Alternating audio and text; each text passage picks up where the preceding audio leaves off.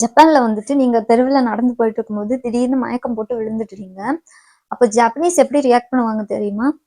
அவங்க ரியாக்ட்டே பண்ண மாட்டாங்க. எனக்கும் இதுக்கும் எந்த சம்மந்தமும் இல்லைங்கிற மாரி உங்கள கடந்து அப்படியே போயிட்டே இருப்பாங்க. இதுக்கு வந்துட்டு ஒரு ரீசன் இருக்கு.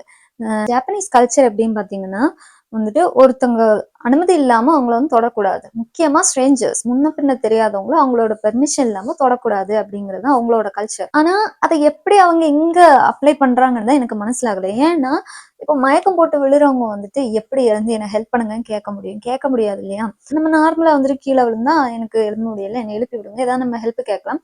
இன்னொரு விஷயம் ஜாப்பனீஸ் வந்து கேட்டா ஹெல்ப் பண்ணுவாங்க. ஓகேவா? அவங்க ஹெல்ப்பே பண்ண மாட்டாங்கலாம் கிடையாது. ஹெல்ப் பண்ணுவாங்க. அதே மாதிரி இன்னொரு விஷயம் என்னன்னு பார்த்தீங்கன்னா, அவங்க வந்துட்டு எப்பவுமே தனிச்சா செயல்படக்கூடாது அப்படின்னு நினைப்பாங்க. கூட்டத்தோட கூட்டமா இருக்கணும். எல்லாரும் என்ன பண்றாங்களோ அததான் பண்ணணும் அப்படின்னு நினைப்பாங்க. அதனாலேயே இப்ப நீங்க கீழ விழுந்துட்டீங்கன்னா, ஒருத்தர் உங்கள கண்டுக்காம போனாலே, பின்னாடி வரவங்கலாம் ஆட்டோமேட்டிக்கா வந்துட்டு அதே மாரி கண்டுக்காம போயிடுவாங்க. ஏன் அவங்க யோசிப்பாங்க, அவளே ஹெல்ப் பண்ணல, இல்ல அவனே ஹெல்ப் பண்ணல, நான் எதுக்கு ஹெல்ப் பண்ணணும்? நான் மட்டும் இங்க எதுக்கு தனியா தெரியணும்? அப்படி யோசிச்சுட்டு அவங்க போயிடுவாங்க. ஒரு சிலர் வந்துட்டு பார்த்தீங்கன்னா, எமர்ஜென்சி இல்லன்னா போலீஸ்க்கு கால் பண்ணுவாங்க. உங்க பக்கத்துல எல்லாம் வரமாட்டாங்க. அப்படியே யாரும் கால் பண்ணிட்டு அவங்க போயிருவாங்க. இதுல என்ன ஒரு விஷயம்னு பார்த்தீங்கன்னா, சப்போஸ் அப்படி மயக்கம் போட்டு விழுறவங்களுக்கு வந்துட்டு ஏதாவது ஒரு மெடிக்கல் எமர்ஜென்சி, இல்ல ஹார்ட் அட்டாக் இந்த மாரி ஏதாவது பிரச்சனை இருந்துச்சுன்னா என்ன ஆகும்? இல்லையா? டைமுக்கு கொண்டு போனா காப்பாத்தலாம் அவங்கள. ஆனா இவங்க இந்த மாரி இக்னோர் பண்றதுனால, உயிர் வந்து ஒருத்தவங்களோட உயிர் போகுது இல்லையா? இது வந்துட்டு இவங்க என்னதான் கல்ச்சர் அப்படின்னு சொன்னாலும், எனக்கு வந்து இது நிஜமாவே நல்லதா படல. கல்ச்சர்ன்னு பார்த்தீங்கன்னா, ஒவ்வொரு நாட்டிலும் ஒவ்வொரு கல்ச்சர் இருக்கு. விதவிதமா இருக்கு கல்ச்சர்லாம். ஆனா எல்லாமே நல்ல கல்ச்சரா என்ன?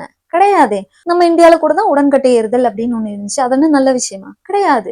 குழந்தை திருமணம் இருக்கு. அது என்ன நல்ல விஷயமா? கிடையாது.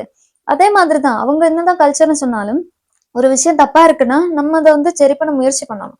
ஆனா அவங்க அத வந்துட்டு நம்ம எல்லாம் சொல்ல முடியாது அவங்க கிட்ட. அவங்கள அத உணர்ந்து, இனி வர ஜெனரேஷன்லாம் பண்ணுனா தான் உண்டு. ஓகே இது வந்து சரி கிடையாது அப்படின்னு.